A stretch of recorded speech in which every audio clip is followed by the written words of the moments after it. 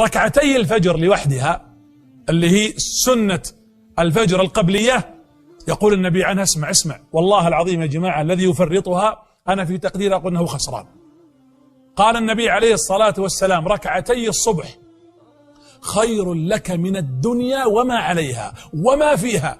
كم في الدنيا والأرض من كنوز ومن خيرات ومن أشياء تلفت الأنظار وتسحر الحقيقة الألباب، ومع ذلك ركعتين الفجر فقط خير من هذه الدنيا كلها. حط عندك ميزان فسترى خيرية هذه الركعتين خير من كل ما في الدنيا.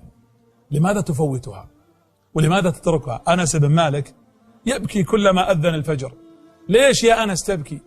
قال فاتتني مرة ركعتي الصبح. متى فاتتك؟ ليس حاشاه لهوا ولا لعبا ولا تفريطا ولا تضييعا، فاتته الركعتين.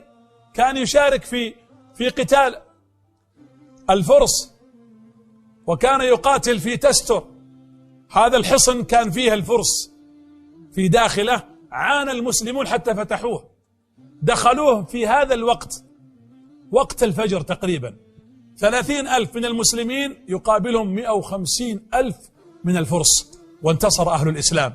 وفاتت المسلمين ركعتي الصبح. أنس بن مالك كل ما تذكر هذا الوقت فاته مرة يبكي يقول مالي ولتستر مالي ولتستر، وهو كان في جهاد وفي معركة في سبيل الله وفتح على الإسلام والمسلمين.